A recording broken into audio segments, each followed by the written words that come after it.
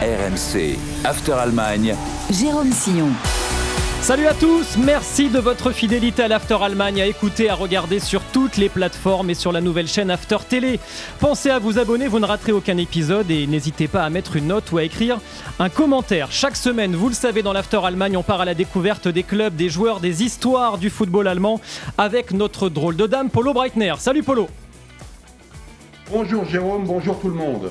Et avec notre invité exceptionnel aujourd'hui dans l'After Allemagne, Castello Loukeba, le défenseur central du RB Leipzig. Salut Castello. Salut, merci beaucoup pour l'invitation, c'est un plaisir d'être ici. Merci à toi de venir jusqu'à nous dans nos studios à Paris. On va apprendre à mieux te connaître durant cette After Allemagne, parler de ton début de saison, de ta carrière, du RB Leipzig, de ta vie en Allemagne, de l'équipe de France et de tes ambitions personnelles. C'est parti pour l'After Allemagne. Alors pour ceux qui ne te connaissent pas encore, il doit y en avoir quelques-uns. Castello, tu as 22 ans, tu mesures 1m84, tu me dis si je me trompe. Défenseur central gaucher, formé à l'Olympique lyonnais, 79 matchs avec le RB Leipzig, 12 de Ligue des Champions et tu as remporté un trophée, la Supercoupe d'Allemagne. On va décortiquer ton début de saison d'un point de vue personnel, mais d'abord sur le plan collectif. Est-ce qu'on peut dire que vous avez bien redressé la barre parce qu'il y a eu cette défaite 6-0 pour démarrer la saison sur la pelouse du Bayern. Comment vous avez fait là pour vous relancer? On va le voir, mais vous avez pris 13 points depuis cette défaite 6-0. C'est sûr que la défaite elle a été très difficile à accepter. C'est vrai que c'est le Bayern de Munich, mais quand même, je pense qu'on ne peut pas perdre de la sorte. Mais parfois, ça fait du bien de prendre des claques. Il faut dire les termes, de prendre des claques, ça permet de remettre les idées à nouveau et tout simplement de comprendre que ce ne sera pas facile, qu'il va falloir lutter. Et après, on a bien sûr redressé la barre. 4 victoires et un match nul, donc 13 points pris sur 15 possibles depuis cette deuxième journée. Qu'est-ce qui fait votre force là, depuis justement cette défaite? Qu'est-ce que vous avez mis en place pour redresser la barre? Le fait de l'état d'esprit du collectif. On travaille tous ensemble, tout le monde attaque, tout le monde défend. On a eu des matchs difficiles, mais le fait qu'on soit tous ensemble de la première à la dernière minute, ça démontre vraiment l'envie du groupe de progresser, d'aller chercher les 3 points à chaque fois. Et je pense que ça fait énormément la différence. Polo, quel regard toi tu portes sur le début de saison du RB Leipzig? C'est une vraie bonne surprise. Je ne vais pas dire belle surprise, je vais dire bonne surprise parce que, comme tout le monde, j'ai vu la claque subie par le RB au Bayern et on se disait, dans cette phase de restructuration, que finalement on était dans la continuité de ce qui s'est passé l'année dernière, c'est-à-dire très très bon début de championnat l'année dernière, puis on s'est écroulé petit à petit avec un parcours assez chaotique, plus que chaotique, j'ai envie de dire même en Ligue des Champions, et on se disait que on avait quand même perdu beaucoup de substance cet été, hein, faut pas l'oublier. Il y a beaucoup et ça on l'oublie un petit peu lorsqu'on voit le club de Leipzig, les joueurs qu'ils ont perdus sur les 2-3 dernières années. Je pense à Nkunku, Šeško pour moi qui est l'un des meilleurs attaquants d'Europe, c'est compliqué. On peut penser à Olmo, Simons, Guardiola évidemment en défense centrale ou d'autres. Leimer hein, qui est parti au Bayern et qui aujourd'hui flambe au Bayern. Et on se disait qu'avec les jeunes qu'ils ont rachetés et avec on va dire des joueurs achetés à 20 millions en gros, plus le fait qu'à Salzbourg, ça marche pas super bien en ce moment et donc on a beaucoup moins de transferts qui fonctionnaient bien habituellement, on se disait que ça allait être compliqué. Je rajoute le fait qu'il y a un nouveau coach, Ole Werner, que je connais un petit peu, parce que moi je l'ai apprécié énormément, notamment lorsqu'il était en seconde division à Holstein Kiel, où il avait cette équipe que moi j'avais surnommée une équipe parfaite, qui aurait dû mériter de monter en Bundesliga. Et tout ça fait que pour lui, c'était aussi peut-être un peu compliqué, parce qu'il était à Brême et pas à Leipzig, il fallait passer le cut, et c'était un petit peu... on était dans un renouveau, mais j'ai envie de dire dans un no man's land, on savait pas trop ce que ça allait donner. Il y a eu cette raclée, évidemment, au Bayern. Depuis, ils se sont stabilisés, je trouve. On est en 4-3-3. Pour moi, c'est très important, parce que c'est comme ça que jouait Holstein Kiel à l'époque, donc en 2020-2021. Et surtout, je trouve, comme l'a dit notre invité, que l'état d'esprit est nettement meilleur, mais c'est aussi peut-être la conséquence de départ de certains joueurs cet été. Et je pense notamment à un certain Néerlandais qui n'était peut-être pas si apprécié que ça au sein du vestiaire, mais en tout cas peut-être pas apprécié dans la presse allemande et au sein de la direction. Donc il y a différentes choses comme ça qui font que c'est une vraie bonne surprise. J'attends encore plus, on en a parlé un petit peu avant l'émission, j'aurais espéré, il y avait les 3 points qui pouvaient être allés chercher au Borussia Dortmund, il y a eu la victoire à Wolfsburg, qui est une très belle équipe, même si ça fonctionne pas comme d'habitude à Wolfsburg, où on méritait un petit peu plus du côté des loups de Wolfsburg, mais en tout cas, ils ont redressé la barre, et en Allemagne, la discussion principale, c'est est-ce que Leipzig va tenir ce rythme, et est-ce que Leipzig va être le véritable concurrent au Bayern Munich. Vous voyez, on ne parle pas du Borussia Dortmund. La réponse de Castello Luqueba. Est-ce que le RB Leipzig peut être finalement l'empêcheur du Bayern cette saison, Castello? C'est un peu trop tôt pour en parler. Je pense que d'abord, comme on a su retrouver notre équilibre, il faut essayer de maintenir ça. Notre objectif à chaque fois, c'est on se concentre sur les matchs qui arrivent avant trêve. On a vraiment envie de prendre chaque point avant la trêve et après ça, on verra. Mais on sait que lutter avec le Bayern de Munich, c'est très difficile. Il faut faire une saison exceptionnelle comme Leverkusen l'a fait. Mais pour l'instant, le plus important, c'est pas de lutter avec eux, mais de se concentrer sur nous. Vraiment, comme j'ai dit, avoir cet équilibre et ensuite, on verra ce que ça nous donne. C'est vraiment en défense que vous avez resserré les boulons depuis ces 6 buts encaissés sur la pelouse de l'Allianz Arena. Regarde les statistiques qu'on a compilées de Leipzig. Vous êtes la première équipe au ballon contré, vous êtes la première équipe au nombre d'interceptions, vous êtes la deuxième équipe au nombre de duels gagnés et la troisième équipe de Bundesliga au nombre de sprints. On a l'impression que vous avez retrouvé de l'intensité, de l'agressivité. C'est aussi ça votre secret ? Oui, bien sûr, c'est ce qui nous manquait. Et également, surtout sur le match du Bayern, on s'est fait bouger dans tous les sens. On était clairement pas là. C'était un match raté. Et depuis, ça nous a servi que malgré que ça soit le Bayern, on doit élever notre exigence contre n'importe quelle équipe du championnat. Et je pense que ces stats reflètent vraiment notre implication défensive. Et le fait de ne pas d'avoir mené au score, de ne pas avoir perdu sur la pelouse du Borussia Dortmund aussi lors de la dernière journée, ça vous a permis aussi de vous dire que vous pouviez faire le match aussi cette saison ? Oui, bien sûr. Après, chaque match qu'on joue, c'est pour prendre les 3 points. Je pense qu'en première mi-temps, il y a vraiment l'opportunité de creuser l'écart. Malheureusement, ça ne se fait pas. Deuxième mi-temps, elle était un peu plus délicate, mais on a su faire le dos rond et pas encaisser un autre but. Donc, je pense que le point partagé et mérité, et ça démontre encore une fois l'état d'esprit du collectif. Polo, c'est un bon révélateur aussi, ce match nul glané donc par le RB sur la pelouse de Dortmund. Plus que ça pour moi, parce que j'étais pas tout à fait d'accord avec ce que disait la presse allemande, et la presse allemande avait raison. Elle avait remarqué qu'il y avait beaucoup de qualité, et plus de qualité du côté du RB que du Borussia Dortmund. Ça n'en fait pas forcément une grande équipe, où l'unité est là, etc. Mais en tout cas, moi, ce qui m'a frappé dans le match du BVB, c'est que la qualité individuelle des joueurs du RB m'a semblé supérieure, pour ne pas dire largement supérieure, à celle du Borussia Dortmund. Et avec le réalisme, comme l'a très bien dit Castello, notamment en première mi-temps, si le RB rentre à la mi-temps à 2-0 pour eux, il n'y a pas de souci. C'est pas un vol, à ce niveau-là, c'était largement supérieur. Moi, c'est ce qui m'a frappé, et je trouve moi, j'ai peut-être un petit peu sous-coté en fait le RB dans cette phase de transition qui est très importante quand même du côté de Leipzig, la qualité individuelle des joueurs, et je crois que si cette équipe devient justement une véritable équipe, on peut avoir, et sans Coupe d'Europe, faut pas l'oublier, on peut travailler par rapport aux autres équipes qui sont en Europa League ou en Ligue des Champions, et peut-être qu'on va avoir une excellente surprise. Je veux pas m'emballer parce qu'en ce moment le Bayern marche sur l'eau, donc c'est avec Harry Kane notamment, donc c'est compliqué. Mais s'il y a une petite faiblesse du côté munichois, je me demande si du côté du Leipzig, on n'a pas le droit d'y croire. Alors évidemment, c'est facile de dire ça comme ça, faut le prouver. Mais moi, honnêtement, je pense que Leipzig peut être la véritable bonne surprise de la saison. Ces semaines à un seul match, Castello, c'est nouveau aussi pour toi, sans Coupe d'Europe. Comment on gère ça ? Est-ce que c'est frustrant ? Est-ce qu'au contraire, on essaye d'en faire un avantage en championnat ? Premièrement, c'est frustrant parce qu'on veut tous jouer dans la semaine. Le mardi, mercredi, la Ligue des Champions, c'est la plus belle des compétitions pour les clubs. Donc forcément, c'est frustrant.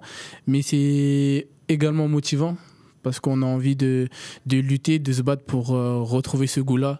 C'est comme souvent, on en parle un peu, regarder les matchs à la télé le mardi, le mercredi, on voudrait les jouer et pas les regarder à la télé.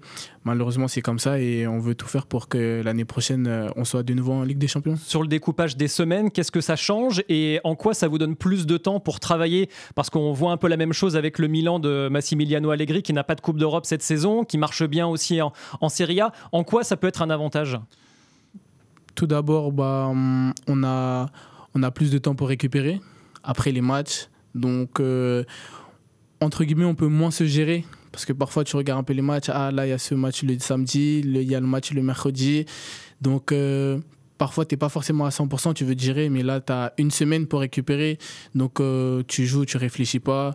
Ensuite, on a plus le temps de travailler la tactique avec le coach. Donc, il peut vraiment nous imprégner de ses idées, de son plan de jeu. Et c'est un mal pour un bien, tout simplement.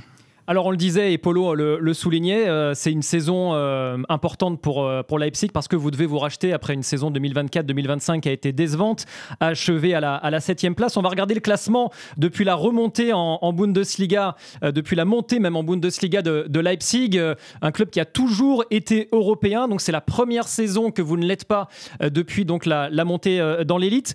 Polo, comment toi tu as analysé la saison dernière? Qu'est-ce qui fait que ça n'a pas marché et pourquoi Leipzig est en train de vivre peut-être un changement de cycle? Je pense qu'il y avait un plafond de verre du modèle RB, c'est-à-dire c'est très bien d'aller en 8e, d'aller en quart de finale de Ligue des Champions, mais à un moment il faut aller chercher le super joueur peut-être pour passer un cap, et peut-être aussi que les joueurs ne se sont pas forcément bien entendus entre eux. Hein, c'est pour ça qu'on a fait au passage partir certains joueurs qui n'étaient plus vraiment, on va dire, en odeur de sainteté avec la direction. Moi, évidemment, ce qui est arrivé l'année dernière, ça peut paraître... moi, ce que je veux dire, c'est qu'il faut comprendre ce que c'est que le RB Leipzig aujourd'hui en Allemagne. C'est un club qui n'était pas du tout apprécié en Allemagne parce qu'évidemment, c'est la multinationale Red Bull. On sait que le modèle allemand est très différent, mais avec leurs résultats, ils ont gagné une forme de respect en Allemagne. Je ne veux pas dire que c'est de l'amour, mais en tout cas, il y a une forme de respect auprès des autres clubs, y compris auprès des organisations comme la fédération ou la ligue. Et il y a un travail qui est de fond qui a été fait, assez impressionnant. Moi, ce que je constate, c'est que l'année dernière, Leipzig était en crise. Je constate que de l'autre côté, en Autriche, Salzbourg, ils sont plus champions aussi depuis 2 ans. Et donc, la filière naturelle des transferts, elle se fait un petit peu moins bien. L'année dernière, je ne sais pas si c'est vraiment une crise liée à l'effectif parce que, comme on vous l'avait rappelé au début de l'émission, on a retrouvé de l'intensité. L'année dernière, il manquait de l'intensité. Or, c'est ce qui fait l'ADN de Leipzig. D'ailleurs, la blague en Allemagne, c'est que Markus Krösche, qui est l'ancien directeur sportif de Leipzig, qui aujourd'hui est à Francfort, la blague, c'est qu'on a importé à Francfort l'ADN de Leipzig avec tous ces jeunes, etc. Moi, ce que je constate, c'est que la transition, elle est rude, mais elle fonctionne. L'année dernière, moi, j'ai pas bien compris. Alors évidemment, la liste, comme je dis, la liste de courses des équipes rencontrées en Ligue des Champions était terrible pour Leipzig, mais il y a quand même des défaites. Je pense celle au Celtic, moi, qui m'a laissé un petit peu sur ma faim. Il y a la défaite à la 2e journée face à la Juve, alors que la Juve est en infériorité numérique à ce niveau-là. On peut pas mettre tout sur le coup de la jeunesse. Il faut absolument remporter ce genre de rencontre. Et surtout, ce qui peut valider la fin de cycle quand même, c'est que Leipzig était très bien parti en début de championnat et lentement mais sûrement, ça s'était délité dans cette équipe et on ne trouvait pas forcément de leader. Le cas de Xavi Simons qui faisait la tronche toujours sur le terrain parce qu'il n'avait pas le ballon comme il fallait ou d'autres personnes, fait que c'était peut-être, comme tu l'as dit, une fin de cycle, mais en tout cas, ils ont très bien redressé la barre. On a peut-être moins de qualité individuelle que ce qu'on a eu sur les 2-3 dernières années, mais en tout cas, ce qu'on voit en ce moment, sans Coupe d'Europe, encore une fois, je le répète, je pense que c'est une excellente équipe aujourd'hui qui doit encore nous prouver qu'ils peuvent aller plus haut. Castello, comment tu analyses, toi, les déboires de la saison dernière? Qu'est-ce qui s'est passé? Pourquoi ça n'a pas marché? Je pense on fait un très bon début de saison, hormis en Ligue des Champions, et jusqu'au mois de novembre. Et la défaite, notamment à Dortmund, où elle nous fait mal. Et c'est à partir de là où on commence un peu les déceptions. Je pense également aussi les blessures. On a eu la blessure de Xavi Simons, la blessure de David Rome aussi. On a eu pas mal de blessés. Et ça a un peu, je pense, aussi bouleversé l'équipe, tout simplement, il faut avouer, parce qu'on a perdu de la qualité. Après, c'est pas une excuse en soi, parce qu'on avait quand même un effectif assez rempli. J'ai pas vraiment d'explication sur ce qui s'est passé. Il y a plein de petites choses qui ont fait que la saison, elle s'est déroulée comme elle s'est déroulée. Maintenant, le plus important, c'est vraiment d'apprendre de ses erreurs, de ne pas les répéter et vraiment de oublier ça et de montrer que c'était seulement une erreur de parcours. Des dissensions entre joueurs, c'est ce que Polo laissait entendre ? Pas forcément. Après, comme je pense dans chaque vestiaire, il y a des moments où on a des désaccords ou des malentendus. Je pense que ça fait partie des vestiaires. Même quand j'étais à Lyon, ça arrivait. Mais je ne pense pas que ça peut prendre le dessus sur le terrain. Maintenant, il y a certains joueurs qui sont partis. Ça permet à d'autres joueurs aussi de prendre le relais, de s'imposer et de montrer toute leur qualité. Alors le RB Leipzig a donc entamé un nouveau cycle cet été en laissant partir certaines de ses meilleures armes offensives. On va regarder le tableau des transferts dans le sens des départs cet été. 195 millions d'euros de joueurs vendus. Benjamin Sesko est parti à United pour 76 millions. Xavi Simons a signé à Tottenham pour 65 millions. Mohamed Simakan a signé en Arabie Saoudite à Al Nasser pour 35 millions.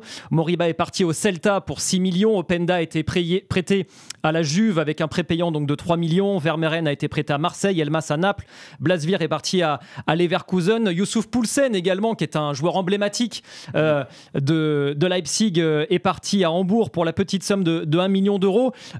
Polo, ça fait quand même beaucoup de joueurs à vocation offensive qui ont quitté le club l'été dernier.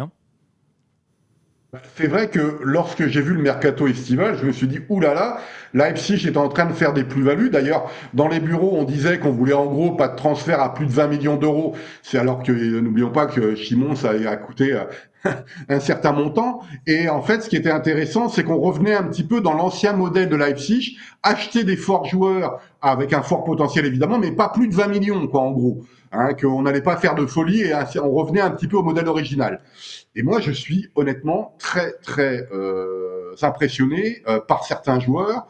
Bakayoko, je le connaissais. Diomandé, moi, à 18 ans, j'ai envie de dire, il a un seul défaut, c'est d'avoir 18 ans. Mais techniquement parlant, je le trouve assez impressionnant, vivement qu'il ait un petit peu d'expérience. Moi, j'étais un grand fan de Nusa. Donc là, il va jouer un petit peu plus et il va être en concurrence, notamment avec Diomandé. Mais c'est vrai que sur le papier, on a le sentiment que Leipzig a perdu en force de frappe devant. Alors, le cas Openda, pour moi, est un petit peu différent. Autant Sesko, je le mets en très grands attaquants de demain. Autant Openda, il a un petit problème, c'est soit il est né hors jeu, soit il met un doublé. Donc, en fonction de comment il est sur la rencontre, c'est un peu plus délicat. Mais c'est vrai que des joueurs comme Banzuzi, qu'au milieu de terrain, qui fait plus d'1m90 avec une qualité technique que je ne voyais pas spécialement au départ, en fait, on se pose la question si le RB Leipzig n'a pas fait des emplettes nettement meilleures que ce qu'on pouvait penser comme ça. Et moi, quand je parle de qualité individuelle, je la vois. Cette qualité, elle était impressionnante contre le Borussia Dortmund. Il reste juste à transformer ça dans une fabuleuse équipe et une fabuleuse épopée. Et je le sens, j'ai pas envie d'aller plus vite que la musique, mais si les joueurs de Leipzig pouvaient se rendre compte qu'ils pouvaient peut-être créer un exploit en allant déloger le Bayern cette année parce qu'ils ont la qualité individuelle, ils ont les anciens Orban, Goulachi, Schlager qui va revenir évidemment au milieu de terrain s'il a pas trop de blessures, des joueurs comme ça, moi je pense qu'il y a vraiment un truc à faire, quoi. Konrad Harder est donc arrivé du Sporting pour 24 millions, celui qu'on annonçait pendant longtemps à Rennes. Vermeeren a donc signé de l'Atlético pour 20 millions, mais il est reparti en prêt à Marseille. Romulo est arrivé de Göztepe en Turquie. Yohan Diomandé de Leganés pour 20 millions. Yohan Bakayoko du PSV pour 18 millions. Banzuzi, tu le disais, Polo, de Louvain pour 16 millions. Maximovic de l'Étoile Rouge de Belgrade, 14 millions. Là, c'est vraiment le retour aux fondamentaux. On va vous montrer l'équipe type, parce que c'est vrai que quand on joue pas de Coupe d'Europe, c'est vrai que c'est plus facile de dégager un 11 type finalement, dans laquelle tu figures évidemment, Castello aux côtés de Villiers-Orban et devant Goulachi, les deux tauliers de l'équipe, David Raum, le capitaine, dans le couloir gauche, Bakou dans le couloir droit, le milieu de terrain à 3 avec Zayvald, Baumgartner, Ouedraogo, Bakayoko et Noussa donc pour entourer Romulo. Parmi les joueurs de cette équipe, déjà ce système en 4-3-3, est-ce qu'il vous convient déjà et quels sont les joueurs qu'il faut qu'on apprenne à mieux connaître nous depuis la France, Castello?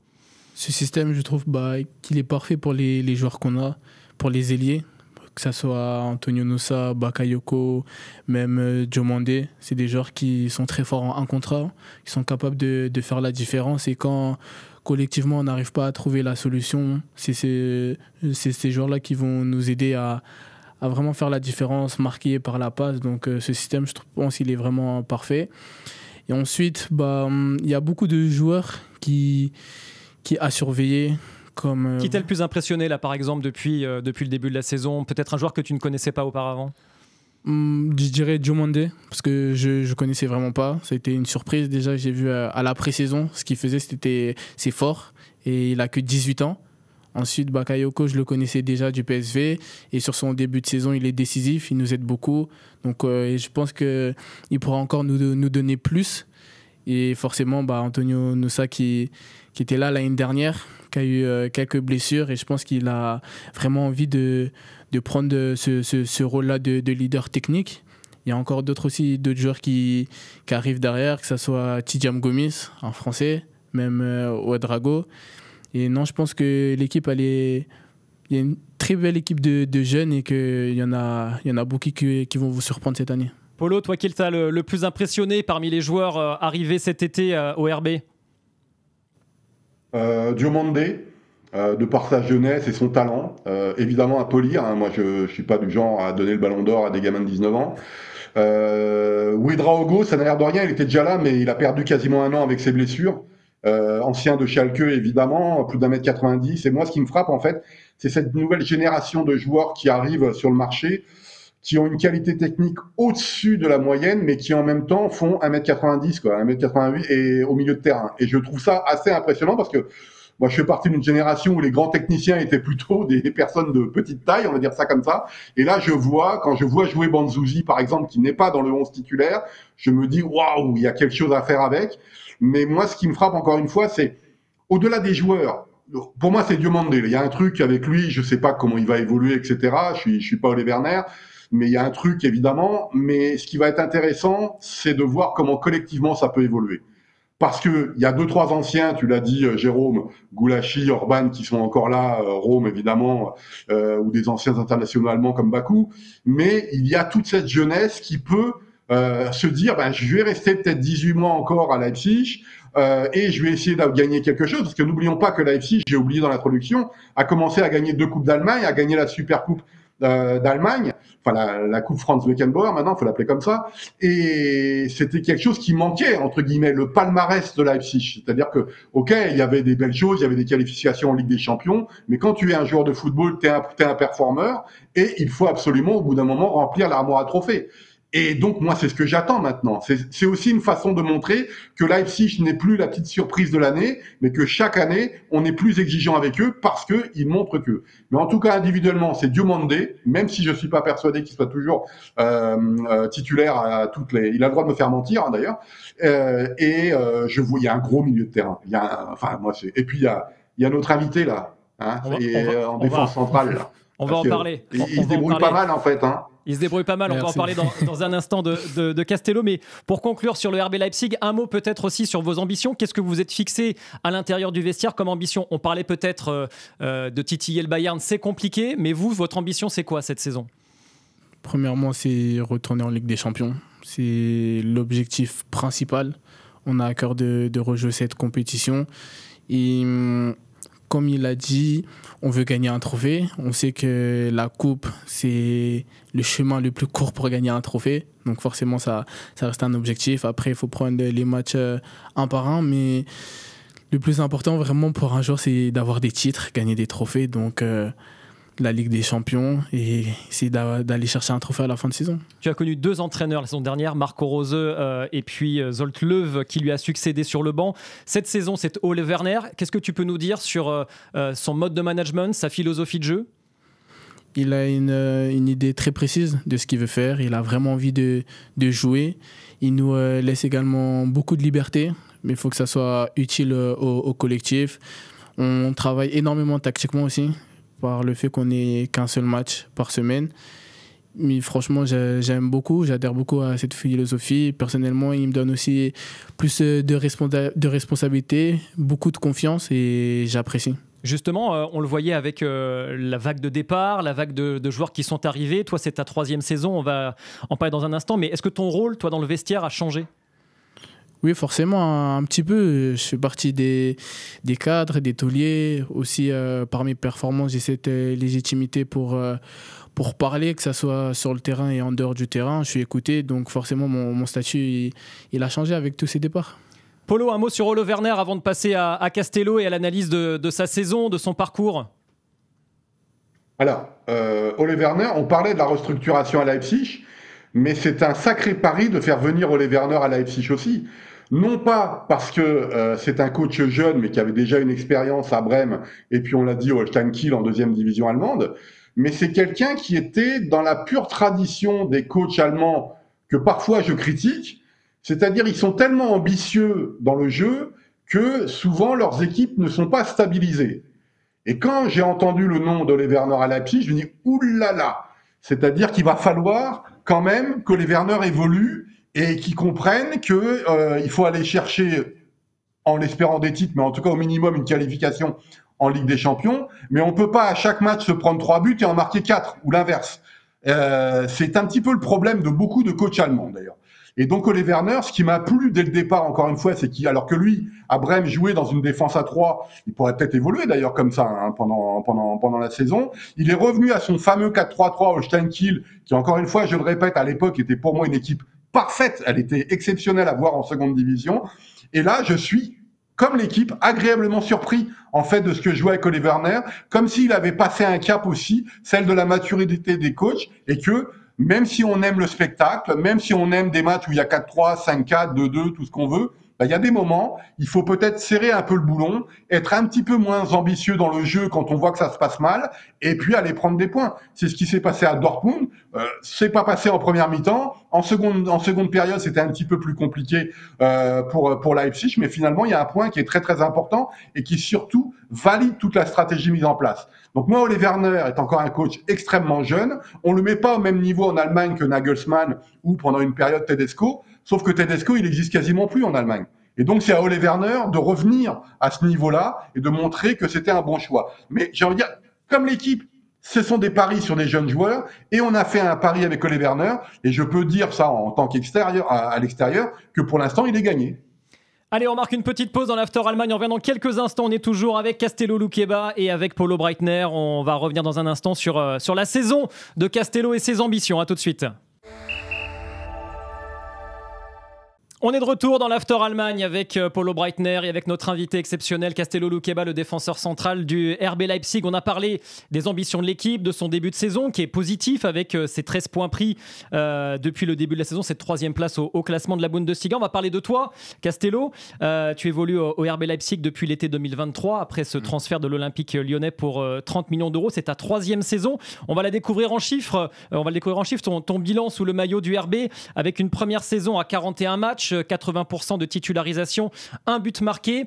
La saison dernière, un peu moins de matchs, 31 matchs, un peu moins de titularisation également, environ 3 matchs sur 4 tu étais titulaire, peut-être aussi quelques blessures.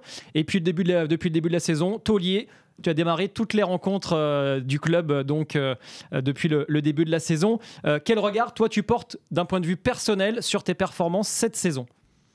Je suis plutôt satisfait de ce début de saison. Même si j'ai encore, bien sûr, en travers la défaite contre le Bayern, on prend 6 buts et pour un défenseur, ça fait très très mal. Ensuite, on a su rebondir. On a enchaîné, je pense, 2-3 matchs sans encaisser de but. Donc, c'est plutôt satisfaisant. Je pense que, comme je l'ai dit, je je fais un bon début de saison aussi grâce à mes coéquipiers, à toute la défense. Et c'est ce qui fait qu'on soit sur le podium pour le moment. On va regarder en stats ton début de saison si tu veux bien, Castello. D'abord, on va commencer par les ballons contrés en Bundesliga cette saison. Parmi les défenseurs centraux, celui qui contre le plus de tirs adverses de ballon, c'est ton coéquipier, c'est Willi Orban. Toi, tu es 3e de ce classement avec 15 ballons contrés. Le 2e, c'est Bernardo, le défenseur d'Offenheim. Si on regarde les interceptions, tu es top 6 de Bundesliga parmi les joueurs auxquels on peut te comparer. Le leader de ce classement, quelqu'un que tu connais bien, Kristin Matsima, le défenseur central d'Augsbourg. Et donc toi, tu es 6e de ce classement. Et puis parmi les dribbles réussis chez les défenseurs centraux, c'est toi le premier. 6 dribbles réussis. On voit que c'est quelque chose aussi, c'est peut-être une de tes armes si on te compare au niveau de ton profil avec d'autres défenseurs, c'est que toi, tu es capable de porter le ballon et en plus de dribbler l'adversaire. Oui, c'est vrai, j'ai toujours eu cette qualité-là depuis petit, depuis mes débuts à Lyon. Je sais, parfois c'est quelque chose de risqué, donc vraiment j'essaye de le faire quand j'estime que c'est la bonne solution et j'essaye de ne pas me rater, tout simplement. Mais c'est vrai que je peux avoir apporté aussi également cet apport-là. C'est un plaisir pour toi d'aller percer l'adversaire, de remonter un petit peu le terrain ? Oui, bien sûr, j'essaye d'aider au maximum mon équipe, que ce soit défensivement ou offensivement. Et c'est toujours un plaisir. Après, quand je le fais, c'est parce que j'estime que c'est la meilleure décision à faire sur le moment, tout simplement. Polo, quel est ton regard, toi, sur le début de saison de Castello Luqueba sous le maillot du RB ? C'est qu'il a mis l'uniforme de leader et moi je le vois sur le terrain lorsqu'il parle à David Raum, quand il dit à Raum par exemple, il est quand même légèrement plus expérimenté que Castello, de se repositionner et tout ça, c'est le fait, les dépassements de fonction, c'est le fait d'aller dans les duels et d'aimer ça. Mais moi tout à l'heure là j'ai rêvé, vous m'avez parlé de Kristin Matsima, et moi une défense centrale, Kristin Matsima, Castello Luqueba, ça me plairait bien à Leipzig en 2026-2027 moi. Faut que tu saches, Castello, que Polo est un très très grand fan de Kristin, d'ailleurs, qu'on a reçu la saison dernière dans l'After Allemagne. Et donc voilà, visiblement, ça te plairait beaucoup. Donc, ouais, Polo, honnêtement, ça me fait rêver, ça. Mais non, moi, ce que je vois, c'est le développement. Pardon ? En équipe de France aussi, il y a un tel choix en équipe de France que on en reparlera tout à l'heure. Moi, j'ai jamais vu ça. Hein. Dans toutes les équipes mondiales, j'ai jamais vu un tel vivier de défenseurs centraux. Donc, pour faire les choix, je sais pas, il faut peut-être aller au Bayern parce que Upamecano en ce moment il est quand même assez impressionnant. Donc pour le déloger en stopper droit, ça va être délicat. Par contre à côté, un gaucher ça fait du bien et Castello à mon avis à court moyen terme, je pense qu'il y a match comme on dit. Mais non, mais moi ce que je vois c'est le développement évidemment de Castello à Leipzig dans une période de reconstruction. Ça c'est très important, c'est le fait maintenant qu'il devient un boss de la défense évidemment avec Willi Orban à côté. Mais moi, je vois que des points positifs. Donc, encore une fois, je veux pas aller plus vite que la musique. Mais s'il y a une vraie belle surprise ce soir, cette année en Bundesliga, je pense que c'est Leipzig, que j'ai peut-être un peu sous-coté, entre guillemets, en début de saison. Ton regard à toi sur tes points forts et ce que tu dois encore améliorer, Castello, si tu devais te présenter et expliquer un petit peu ton profil à ceux qui nous regardent et ceux qui nous écoutent. Mes points améliorés, je dirais... Je peux encore être plus fort sur les duels aériens, être encore plus dominant, mieux apprécier la lecture de la trajectoire. Également aussi, j'essaye de vraiment minimiser ma prise de risque. Je sais que c'est quelque chose qui parfois peut me faire défaut. Donc j'essaye vraiment d'avoir cette maturité-là pour savoir quand prendre des risques, à quel moment. Donc j'essaie vraiment de travailler sur ça aussi cette année, sur également mon placement. Parce que avec la manière dont on joue, on peut être très vite exposé. Donc le placement il est important. Donc j'essaie également aussi de bosser ça. Et par rapport à mes qualités, les duels, j'aime énormément les duels. Je pense que j'en gagne pas mal également. Ma relance, comme tu l'as dit juste avant, je suis capable de casser les lignes par la conduite, par la passe. Je pense... Ma qualité d'anticipation aussi. Et je ne sais pas si j'en ai manqué quelques-unes. C'est déjà pas mal. Et puis, ce côté leader aussi, Polo le disait, tu peux replacer aussi, tu te permets désormais des choses que tu ne faisais pas avant. Parler à David Raum, parler à Willi Orban, à côté de toi, qui sont deux joueurs plus expérimentés. C'est sûr que je prends plus de place dans cette équipe, donc j'essaie encore plus d'apporter de la voix, surtout au poste de défenseur central. On voit tout le terrain, donc c'est important de communiquer. Et c'est vrai que j'ai pas forcément de crainte, malgré que ce soit des plus expérimentés que moi. J'ai déjà été, même si c'est qu'avec les espoirs, capitaine, donc je pense avoir ce leadership. Et même quand j'étais à Lyon aussi, j'hésitais pas à parler. Je pense que c'est quelque chose qui peut aider l'équipe, tout simplement, et qui peut m'aider moi aussi à être encore plus concentré durant les matchs. Quand tu dis faire le bon choix, limiter la prise de risque, comment tu sais que c'est le bon moment pour faire la passe ou que c'est le bon moment pour porter le ballon? Comment on arrive à mieux choisir ces moments-là dans une rencontre? Pour être honnête, c'est instinctif.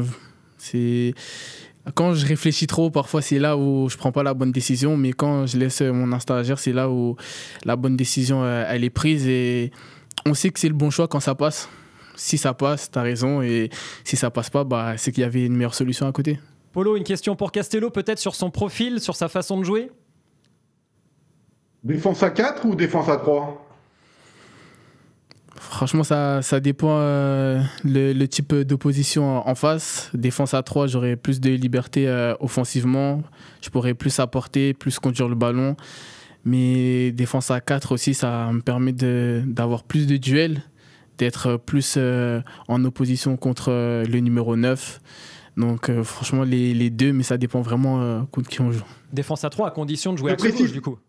Oui, après, je peux aussi également jouer central. C'est juste le rôle, il change, où je pense que tu dois avoir plus de maîtrise, plus de calme et d'observation, parce que c'est toi le dernier rempart. Mais les deux positions, ça me va. Polo. Oui, justement, moi, dans la défense à 3, ce qui m'intéresse, avec la qualité de passe de Castello, c'est un libéro à l'ancienne, quoi. Et qui vient se mêler au milieu de terrain, comme un certain Franz Beckenbauer et tout ça. Donc, sans m'emballer, moi, je lui vois une très très belle carrière à notre cher invité. Et c'est à lui de me prouver que je me trompe pas, pour une fois, et de réussir une fabuleuse carrière. Mais c'est vrai que aujourd'hui, la technique des joueurs, moi je suis encore d'une génération où le physique était très très important, évidemment, il l'est toujours, mais aujourd'hui, l'association physique et technique est de plus en plus primordiale, et en fait, il va peut-être falloir que les anciens comme moi, on change un petit peu notre façon de penser pour se dire que finalement, on peut faire évoluer certains joueurs à d'autres postes parce qu'ils ont cette qualité de passe. Je pense à Kanouté, je pense évidemment à Upamecano, la façon dont ses relances de 30 mètres sont assez intéressantes, et d'évoluer au fur et à mesure vers un Mats Hummels qui évidemment avait des passes, c'était un véritable laser à chaque fois sur 50, 60 mètres. Et donc moi, c'est ce que je lui souhaite. Donc je le préfère en défense à 4 aujourd'hui parce que ça permet de mettre plus de milieu, mais défense à 3, en poste de libéraux, je vois bien mon cher Castello. C'est quoi être un grand défenseur central, Castello? Parce que là, Polo nous a cité des jolis noms, Mats Hummels notamment. Un grand défenseur central, pour moi, c'est déjà quelqu'un qui est capable de pouvoir annuler les occasions et anticiper les occasions avant même qu'elles arrivent. Parce que si tu arrives à gérer ça, tu es rarement en danger. Ensuite, avoir du leadership, être un pas trop sur le terrain. Je pense que quand ton défenseur ou tes défenseurs ils sont sereins et qui t'inspirent de la confiance, ils partagent cette sérénité au reste de l'équipe, et savoir que pour les joueurs offensifs, que derrière il y a des personnes qui sont là pour tenir la baraque, ça permet de jouer plus librement, et ensuite pouvoir apporter aussi offensivement par la qualité de passe, par des buts aussi. Donc c'est ça pour moi, être un grand défenseur. Est-ce que tu as une référence à ce poste-là, un joueur dont tu t'inspires, quelqu'un qui a été ton idole? Bien sûr, moi j'ai 2 joueurs à ce poste-là. En premier, c'est Thiago Silva. C'est un joueur que j'ai beaucoup regardé étant jeune. J'aime beaucoup ce qu'il dégage, beaucoup de leadership. J'aime sa qualité d'anticipation, sa qualité de relance.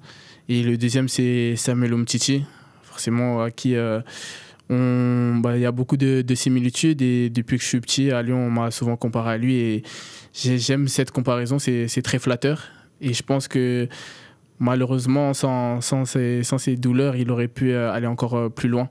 On lui souhaite d'ailleurs une bonne reconversion et une bonne suite après qu'il ait annoncé sa retraite. Tu parles de Lyon, tu as toujours été un joueur précoce, donc y compris à Lyon. Tu as passé 12 ans.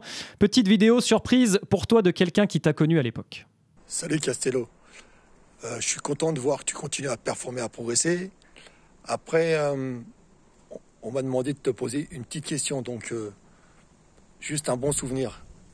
Sais-tu que moi qui aime défendre à 4, par rapport à ta valeur et tes performances, j'ai été obligé de passer à 3 défenseurs centraux et 2 excentrés en Youth League parce que j'estimais que l'équipe elle serait plus performante.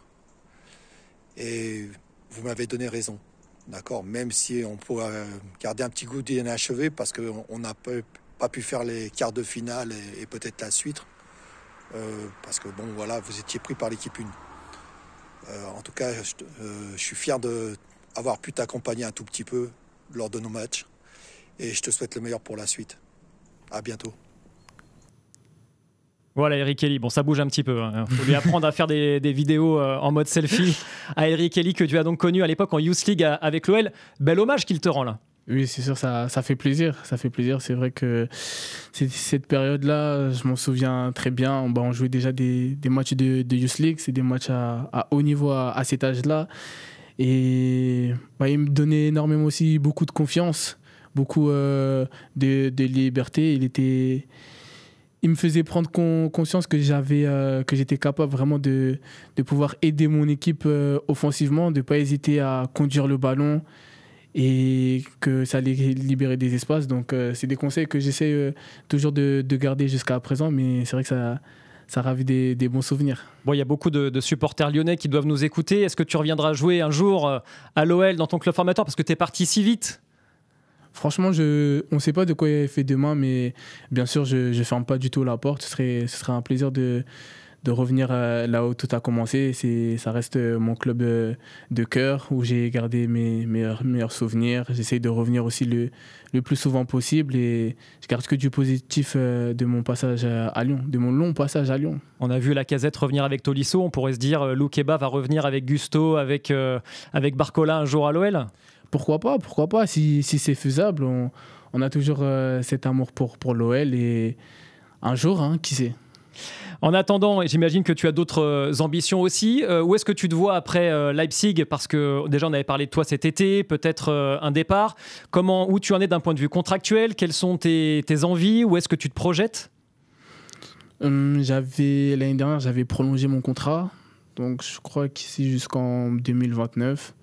Ça me laisse le temps vraiment de travailler, de progresser, de devenir un meilleur joueur pour pouvoir arriver dans des top clubs. C'est l'objectif, vraiment de pouvoir jouer dans les meilleures équipes du monde, jouer les plus belles compétitions du monde.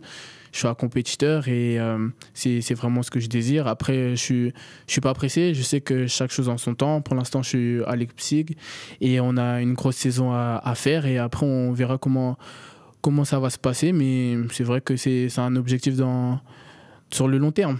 Il y a un championnat, des clubs qui te font rêver plus particulièrement?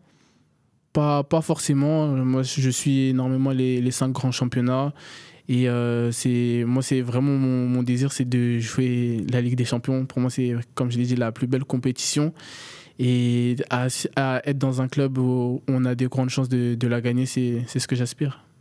Polo, toi tu le vois où? Castello, tu lui conseillerais quoi? Parce que sache aussi que Polo Breitner est aussi conseiller en carrière pour les joueurs. Okay. Non, moi en fait, ce qu'on oublie de dire, c'est que on parle toujours des souhaits du joueur, mais il y a aussi le souhait des clubs. Et quand tu vois le talent de Castello, il faut que la Leipzig se mette au niveau de Castello. C'est-à-dire que soit ça reste, entre guillemets, un hub, donc un club où tu progresses pendant 2-3 ans avant d'aller en première ligue à Liverpool où vous voulez, soit le club de Leipzig se pose les vraies questions et se dire comment je fais pour être chaque année en Ligue des Champions et en quart de finale de Ligue des Champions pour aller jouer le Real, le Barça, PSG. Et ça, c'est un petit peu le problème de Leipzig, c'est pas le problème de Castello. Castello, je suis persuadé qu'en 2026, il y a une clause dans son contrat et qu'il y a des clubs anglais qui débarquent, ils vont vouloir être dessus. Donc si Leipzig veut faire une plus-value, ils la feront cet été. Mais le problème, c'est un peu le modèle de Leipzig. C'est-à-dire que on a parlé, par exemple, de Goulachi et Orban, qui sont un peu les vieux de la vieille, mais qui sont aussi sur une pente lentement mais sûrement descendante. On a le droit de se dire qu'il faudrait renouveler avec des joueurs qui soient encore au-dessus aujourd'hui. Mais ils tiennent le vestiaire, évidemment, par leur ancienneté. Mais moi, la logique voudrait que Castello parte en fin d'année. Moi, je connais pas son contrat, évidemment, hein, ça me regarde pas. Mais ça serait bien que la Leipzig se pose, avec Jürgen Klopp, se pose aussi les bonnes questions, c'est-à-dire aller chercher peut-être les 2-3 joueurs qui coûtent très cher, mais qui permettent à la Leipzig de passer un cap. Et c'est le débat qu'on a en Allemagne depuis l'arrivée de Red Bull, en fait. Et chaque année, on repousse à quel moment on peut faire mieux. Et donc, si on veut sur le terrain 11 Castello, il y a un moment, il faut sortir le chéquier et pas faire que des plus-values. Donc, c'est pas le problème de Castello, c'est le problème de Leipzig. Voilà. Est-ce que le soleil aura son importance aussi parce qu'il fait pas non plus très beau, non, à Leipzig, en ex-Allemagne de l'Est? Non, c'est vrai que la météo, elle est pas facile. Mais après, là, c'est bientôt le grand froid qui arrive. Donc, on va commencer à se couvrir. Mais sinon, c'est pas mal. C'est une belle ville, c'est chouette. Ouais. Et ton allemand, il en est où? Je progresse, c'est un peu compliqué. Je comprends des consignes du coach quand il parle. Après, pour parler, c'est un peu plus compliqué, mais déjà, la compréhension est là. Et dans le vestiaire, Ole Werner, il s'adresse à vous en allemand? Un peu en allemand, un peu en anglais, un peu de tout. Donc, on s'adapte. Alors, on va parler de l'équipe de France, Castello, si tu veux bien. Castello Loukeba, notre invité dans l'After Allemagne.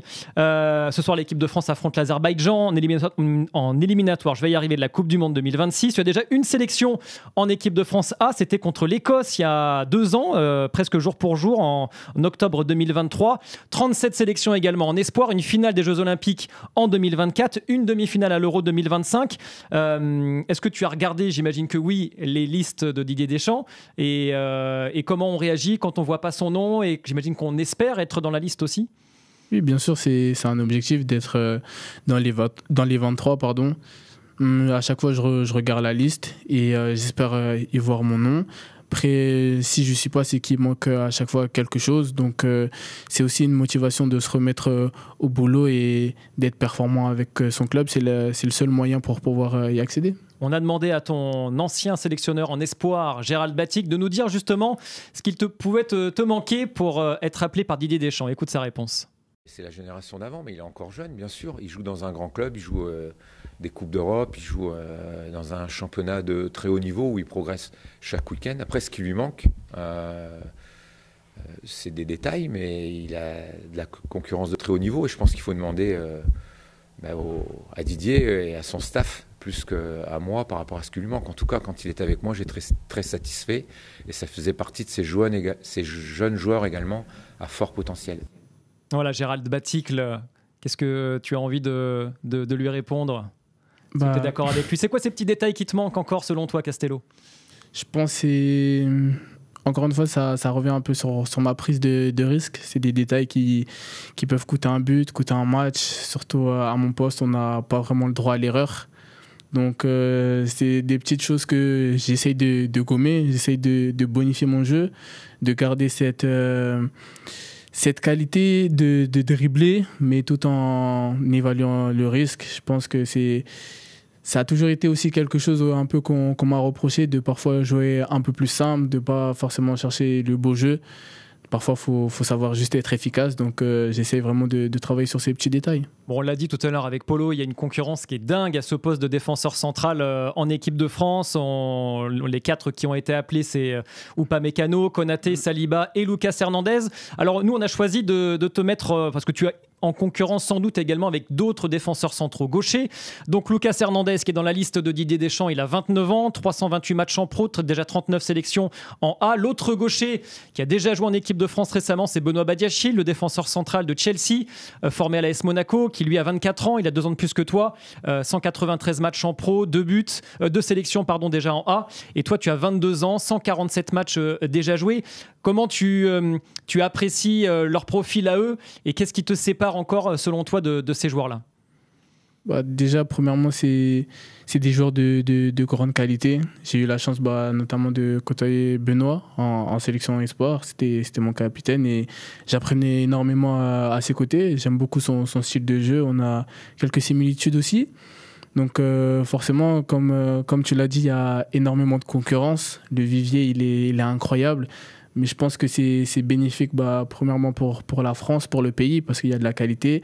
Et ensuite, pour nous, les joueurs, ça nous pousse à être le meilleur, tout simplement, donner le meilleur de soi-même. Et quand tu es appelé, c'est que tu mérites vraiment. Tu te dis pas que ça aurait été mieux si j'avais été latéral ? Ça aurait été plus facile ? Non, du tout. Je pense que ça fait partie du sport. La concurrence, il y en a partout, que ce soit en sélection ou en club. Il faut juste savoir tirer des bons enseignements de cette concurrence. Mais pour moi, la concurrence, c'est bénéfique et c'est essentiel. Surtout. Est-ce que tu as déjà discuté avec Didier Deschamps d'ailleurs ? Est-ce que vous vous êtes parlé, peut-être à l'occasion d'un rassemblement à Clairefontaine où vous vous êtes croisés ? J'ai échangé un peu avec lui quand j'étais pour ma première avec les A, ou même quand j'étais avec les Espoirs et que je suis parti m'entraîner avec les A. C'est des échanges assez courts, rien d'exceptionnel, mais... Bon. Ok. Bon, c'est l'heure du quiz de l'After Allemagne. Castello, le principe est très simple. Je te pose une question. Tu me réponds avec un nom et une phrase en guise d'explication. Ça te va ? D'accord. Première question, le joueur le plus fort avec lequel tu as joué ? Le plus fort...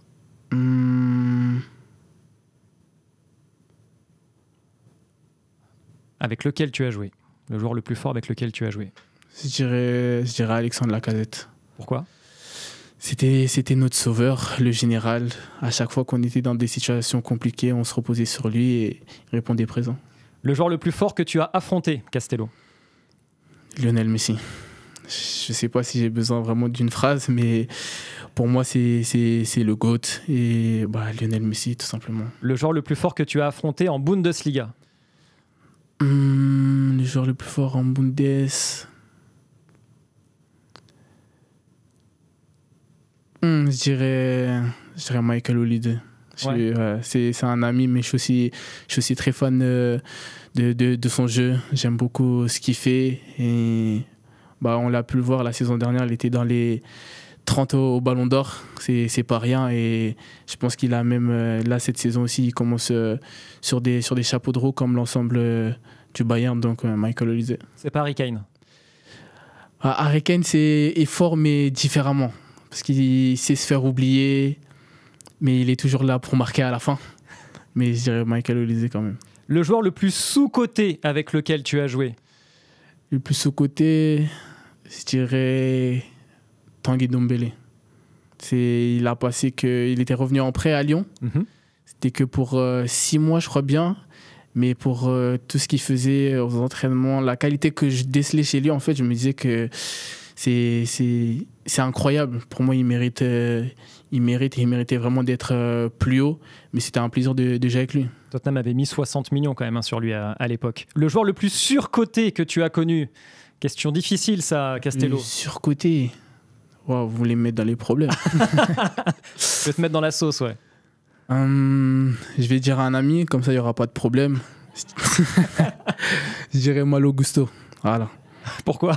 il va être content. Ouais, parce que en vrai, il est mid. C'est pas un joueur exceptionnel. Voilà. Le meilleur entraîneur qui t'a dirigé, Castello ? Le meilleur entraîneur, je dirais Peter Bosz. C'est lui qui m'a lancé en professionnel. J'étais très jeune, aucune expérience, mais il a su me donner sa confiance et ça a payé. Et aujourd'hui, c'est grâce aussi à lui que je suis là où je suis. L'entraîneur que tu n'as pas compris, Castello ? L'entraîneur que je n'ai pas compris, franchement, j'en ai pas eu jusqu'à présent.